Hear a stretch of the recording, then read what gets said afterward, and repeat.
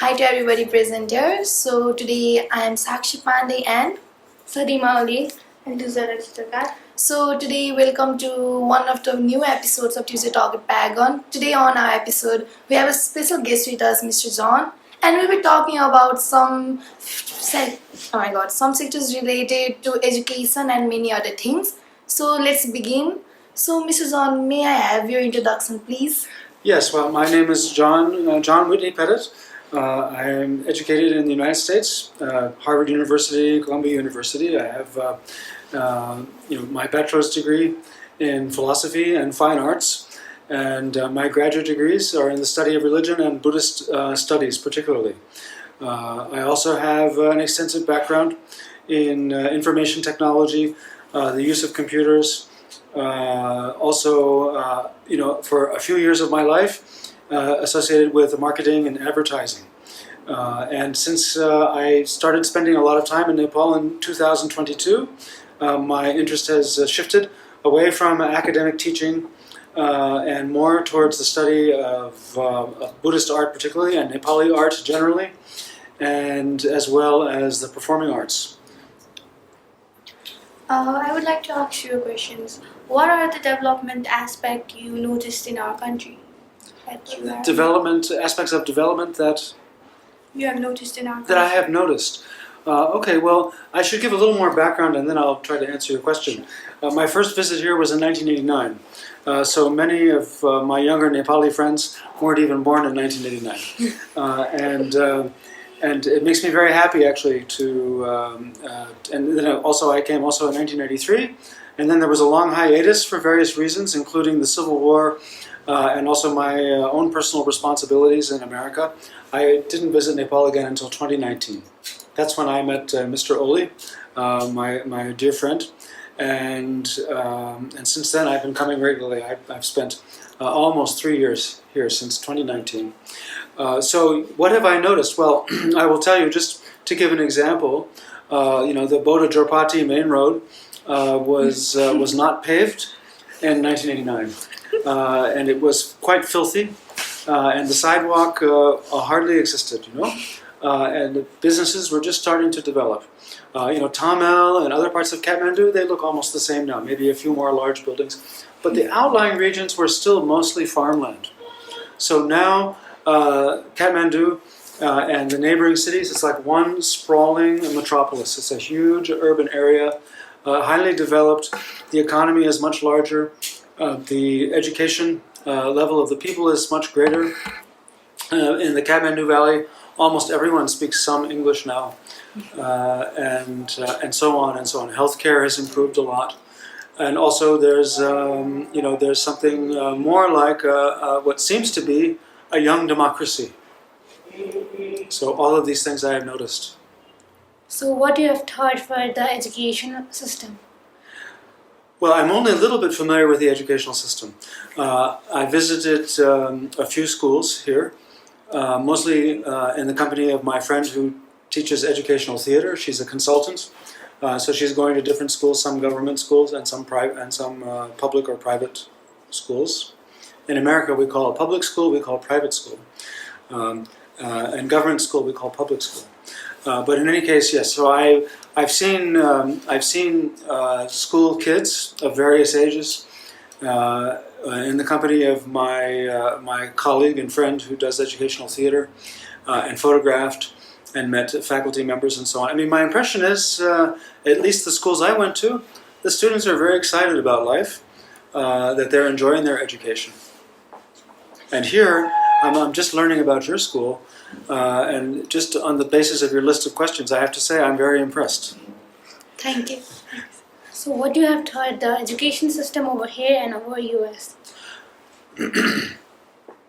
Well, I don't know exactly.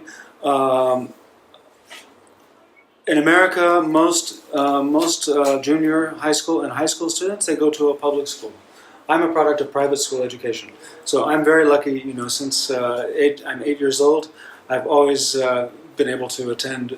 Only really some very great schools. I went to many different colleges and universities.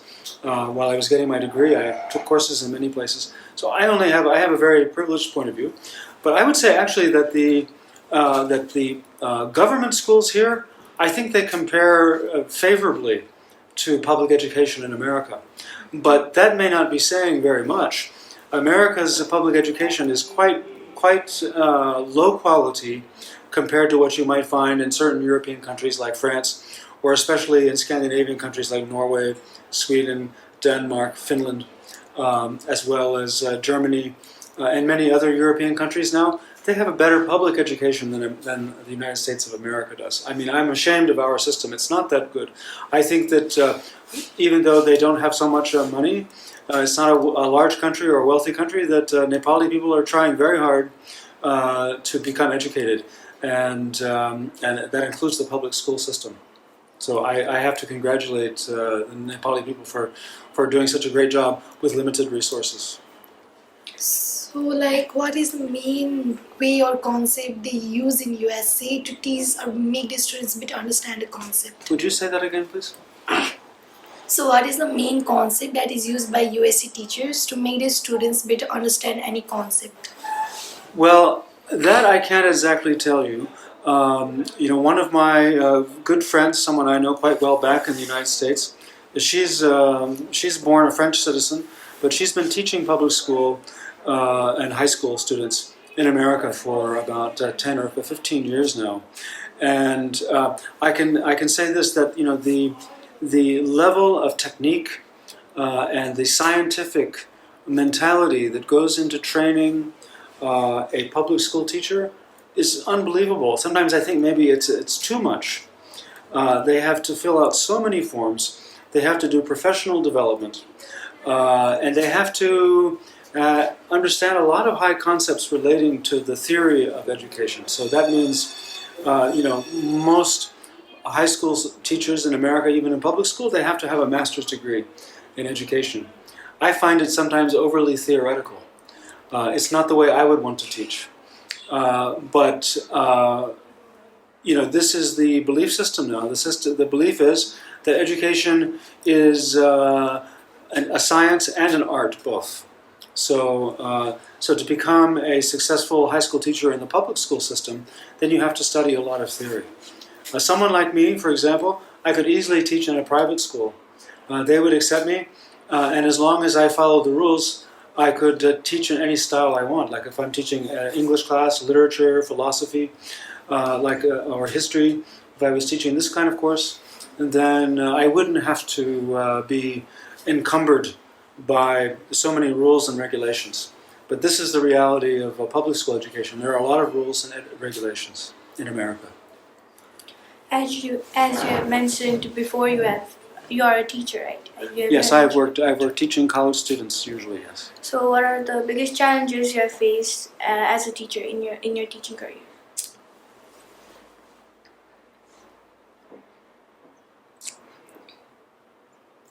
Well, it's hard to say exactly. The last time I taught, it was here in Nepal, and I realized that sometimes that at the college level or graduate level, this may not be so much the case in high school, but sometimes at the higher level, after high school, like the bachelor's degree, master's degree level of teaching, that some students might be very politicized in their opinions, right? And so I found that when I tried to explain that the British Empire in India was a hugely valuable resource for the study of archaeology, the study of ancient literature, and for reconstructing the history of India, because Indian history has been written on paper, but because of the climate, the heat and the monsoons, the paper disintegrates. So Indian history tends to disintegrate over the hundreds and thousands of years. Very little has been written down and still recorded. So they have to rely on archaeology.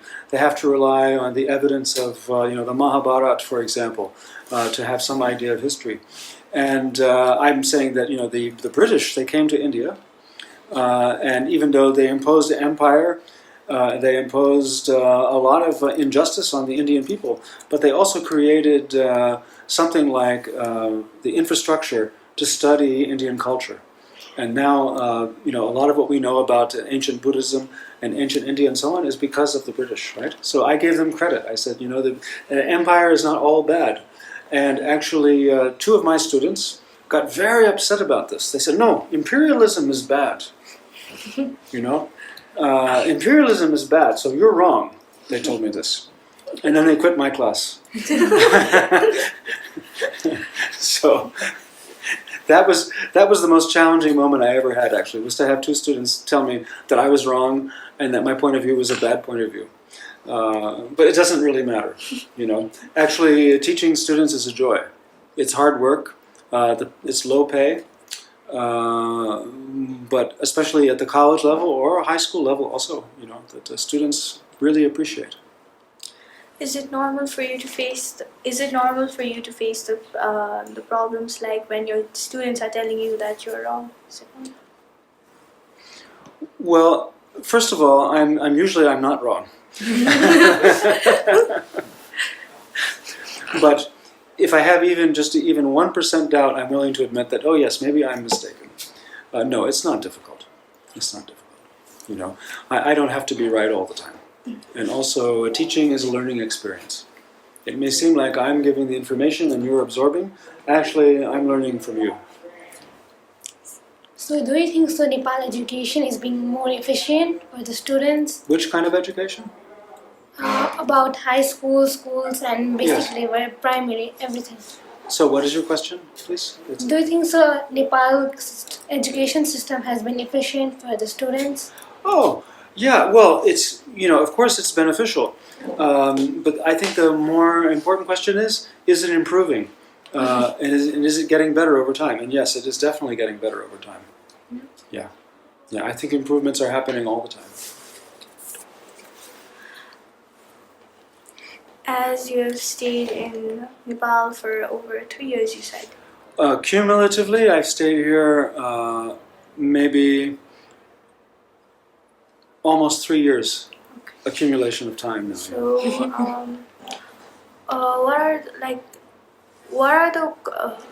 what are the positive improvements you have noticed in the education system? Just in society in general, or in Yes, society. like just in Nepal. Well, I think that the improvement of public education is a huge improvement. I didn't have a chance to visit, any colleges or universities the first time I came, or the second time, or the third time. But the fourth time I came to Nepal was in 2022, and since then I've gotten to know people much better. And I mentioned, before I visited a few times with educational theater events.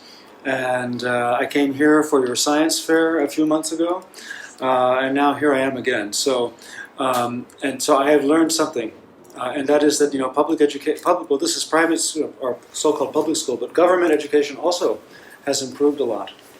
I think this is incredibly important because when everyone is educated, then actually everyone has more opportunity. So, what's the role do you think the government should play in our education system? Well, first of all, the government should appropriate the funding necessary to give students whatever they need: their uniforms, their clothes, and their school materials. As much as possible, the government should try to provide children and young people with whatever they need for their education. In a small, relatively poor country like this, maybe it's not possible yet to provide everything, but in a very economically advanced country like Finland, for example, education is completely free from age 5 kindergarten all the way through PhD level. It's all free. Now that's the ideal scenario, right? So it may be a long time before that's true in Nepal, but as time goes on, I think that the quality of education will improve, and with that, also, the potential for social harmony, social equality, and economic development. Yeah, I really believe this, and I pray for this. Do you think so? Education system has been relevant? Has been relevant Yes. To the workforce. to the workforce? That's a good question, and it's complicated.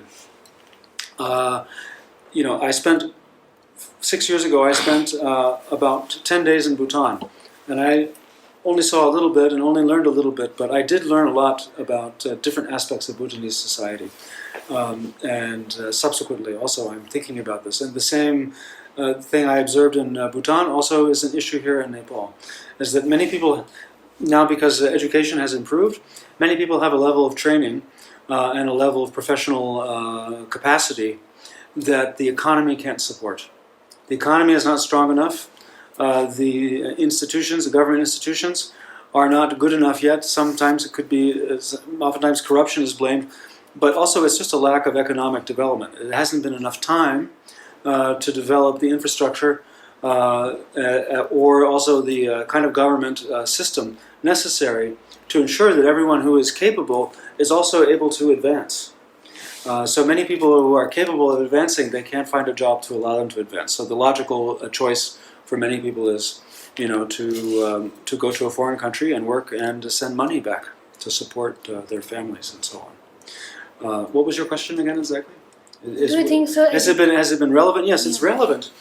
But again, it's not so much the problem is not really with the education. It's with the economy. We have a saying in America, it's the economy, stupid, meaning like people will blame this problem and that problem and so on. Actually, in the end, if the economy is strong, usually the other problems can be worked out. So, do you feel that the current way of teaching education to children fully prepare them for the 21st century? Well, it's a deep question, and there are many ways to answer that. But I'm just going to give a kind of a personal answer to that because it's something that I wanted to raise in our discussion, a point I wanted to raise in our discussion, and that is that already I'm sure that you're getting a very good basic education in important subjects, including science and the English language, and also you're doing some social studies, including history, and so on. And then you have some optional subjects you can study, like computer science, programming, and so on. I mean, this is wonderful. So you really have a very good curriculum here. And there's no question that if you work hard, then you'll be able to gain admission to one of the better universities here in Nepal or in another country. Okay, so all of you have potential for success. But in my life, of course, I never intended to be a businessman. Except now I want to be, but it's kind of late to start. But I always wanted I wanted to be an artist, intellectual, and a professor, and so on. So I could do all of those things. But what made my life and my career the most satisfying is that I had a liberal arts education. That meant I didn't only study one subject. I studied science, I studied history, art, and art history, foreign languages, and also, as a high school student, physical education. So, I became an average football player, a somewhat better than average tennis player, and so on. I had all these different aspects of education, and I'm still enjoying the result of that. So I would say that the relevance of education, on the one hand, it means you can become a successful member of the workforce, or you can become a highly trained professional. So if you have that, then of course your education is relevant. But to be happy and to be a really satisfied human being as an adult, you need to have a broad type of education. That's important. So there's a new trend going on students after completing their grade 10, they usually tend to go to in Nepal there are many British colleges established. Mm-hmm. So instead of choosing the Nepali curriculum, they go towards British curriculum. So what's the difference between both of the curriculum? Well, I don't know. I don't exactly know. I mean, I can imagine that maybe you can tell me a little bit more about the difference. So I guess we'll explain more on that topic. Okay. So there is two kind of system in our Nepal. Okay. One is like A levels, a Cambridge level. I guess you know about it. And another is just like class 2, 11, 12 normal. So a big difference comes when A level and class 2 has lot of difference. The system of education and all teaching and learning activities, extracurricular things and programs, it makes a huge difference. So the British model is, what is that exactly?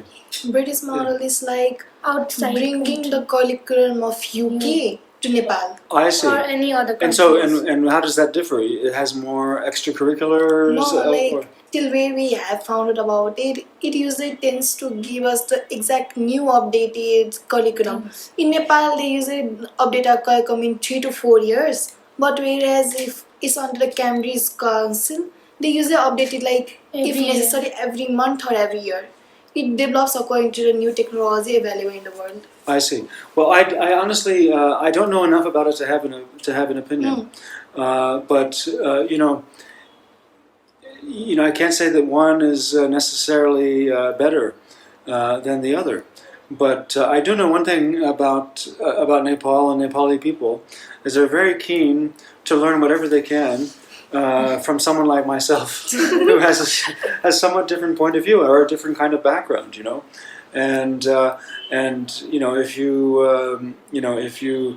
have the benefit of people like myself, I mean not me particularly, but other qualified or well-educated people who are keenly interested in education and so on, as much as you can derive benefit from my knowledge, then you derive benefit for yourselves. It won't impact your cultural identity or your personal quality of life in a negative way at all. It can only make it better. Just like by coming here and learning about Nepali culture and Nepali ways of doing things, and appreciating the strengths of the people in this country, it doesn't deprive me of any of the benefits of being an American citizen. I still have American passport. I still have my education. I only become a better person by learning about you, or by if there's any like positive cultural practices. Okay, I'll use a simple example. One cultural practice in Nepal is a particular way of making milk tea. And it's my favorite way of making milk tea. I don't know anyone in America or India who can make tea as well as they make here in Nepal. It's a very very specific approach to making milk tea. So that's enriching. I mean, it's a trivial example, but there are many examples like that. So, as you have spent a lot of time in Nepal and as well as in USA, I'm just curious, like, what are the differences you have noticed in the government system in both countries? Well, first I'm going to tell you what I noticed is the same, and that is that there's a tremendous amount of name calling and mistrust and chaos going on all the time, sometimes it seems like this chaos and disorder has become worse than ever. And not only that, then there's the corruption, the obvious cases of corruption, conflict of interest, we call it, and so on. Well, none of this actually is a new thing. This is all part and parcel of democracy. When you give people freedom, and people here do actually have a lot of freedom, okay? But it's freedom to make things better and also freedom to do things wrong and make things worse. And because the law is permissive enough, then there's a lot of freedom, but the freedom doesn't prevent, the more you have freedom, the less to prevent you from going to the dark side or becoming a dishonest politician or a dishonest businessman and so on. So this is what I see that America has in common with Nepal. The difference is that our democracy is older, and also our country is much bigger and much wealthier. So that is both good and bad for us. Nepal is a much smaller country, and actually just the native Nepali people are a very ethnically diverse group of people. Because this country has never been a colony, it's never really been conquered by an empire. It's always maintained something like independence and freedom. I think there's something quite valuable here psychologically for the Nepali people. This has nothing to do with the government per se. But and I'm not a student of government, so I can't just run down a list and give you a point-by-point comparison as to how the government functions. I haven't studied the Nepali constitution, right? And it's also the constitution as it exists now is a relatively new system of law. The system of government here has changed from one thing to another several times, and then also the Civil War, and then after the Civil War, the assimilation of the Communist Party into the government, the Maoists particularly. All of these different moments in history have changed the way the government functions here. So this is a very new democracy, compared to America, with children, right? Do you have any very young brothers or sisters in your house? Yeah? Okay. So how old are your brothers or sisters? The young ones? He's 9. My 9? brother is 4. Is 4. Okay, so you remember when he was just a 1-year-old, right? And he was so cute and easy to get along with, right? And then what happened when he was 2? He started pulling my hair, started arguing with me. Yeah, and then complaining and throwing things. Okay, right. So right now, the Nepali democracy is like 2 years old. Okay, it's like similar to a 2-year-old. The terrible twos, right? So maybe if Nepal can get through the next 15 to 20 years of development as a democracy, then after that, maybe a new era, with more peace, more abundance, and more satisfaction can come. But as a very young democracy, I say it's not doing too badly. Really, I think it's good. Even though I know there are many, many problems. People are cynical. People complain. Yes, they have good reason to complain. But that's what it means to be free. When you're free, you can complain. So what do you think about Nepal government should change for being more better? Well, one thing I think that would improve, and this is just a very small point and very personal point, but I think that it would improve the economy and also maybe improve the human resources needed for development here in Nepal to make it easier for retirement age people like myself from foreign countries to obtain a retirement visa. Yeah. Number one thing is that people who have retirement income can just spend money. They can come here. They can provide some jobs, And some of us who have a deep interest in the country can also contribute a little bit to society, But as it is, it's not easy for a person with a retirement income, which is something I have, basically like a small pension. It's not easy for us to stay here long term. And I think that they should change those laws. That would make a small improvement, I think, to Nepali society and also to the economy. But beyond that, I don't know enough to have an opinion. I personally wish that Nepal and India could get along a little bit better, because I'm a very long-term student and supporter of Tibetan people, and I will never be happy with how I'll never be satisfied, I should say, with the way that the Chinese government treats Tibetan people. Therefore, I also don't trust them entirely when it comes to how they might treat Nepali people. They're not going to invade your country the way they invaded Tibet, but they have a certain attitude, that they can do what they want. Whereas I think India is very secretly very jealous of Nepal, because they know that even though Nepal is a small country and much poor compared to India, but they also know Nepali people are maybe a little bit happier, and less fighting and aggressive towards each other. So actually, India is very jealous of Nepal. Many of them would like to be more like Nepal. At least my Indian friends, they love Nepal. Many of them, they want to live here. So what are some things you are passionate about learning?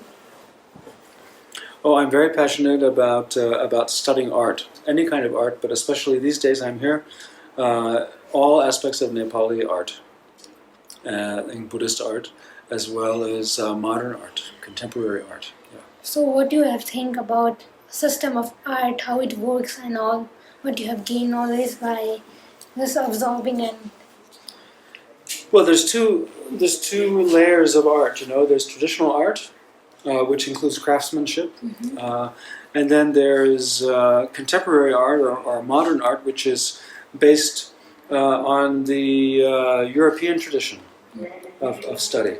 And now there are more and more professional artists in Nepal who have a master's degree education from the United States or from a European country and so on. And I've been to different galleries and seen different shows where the work of such artists is present. And in every case you see the influence. On the one hand, there's the training and the classical European tradition of fine arts combined with the cultural themes that are unique to Nepali people. And so that's a very interesting development. I mean, 30 years ago, when I came the first two times, there was nothing like that here. There was no. I mean, well, there was some, but very little, very little, very little training in fine arts. Right now, fine arts training. There are many people that have fine arts training, and there's a lot of brilliant artists here. The level of talent for the arts in the Kathmandu Valley, particularly. But also people coming from more outlying areas. Now there are great artists here. Mostly they move here. Just like in Europe, they move to Paris or London, or in America, they move to New York. Artists come here to the Kathmandu Valley to try to become successful.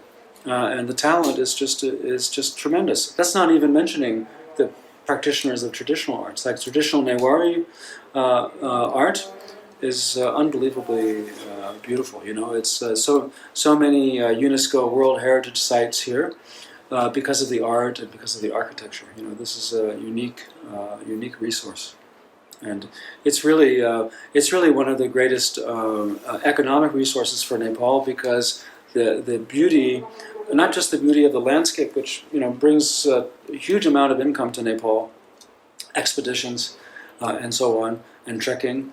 But also just the average tourist comes here because they want to see the beauty. They want to see the temples. They want to see the art. So thank you for being with us today. And this is the end of our interview with Mr. John. So let's see you on the next episode of Tuesday Talk with Paragon. Thank you. thank you. Thank you.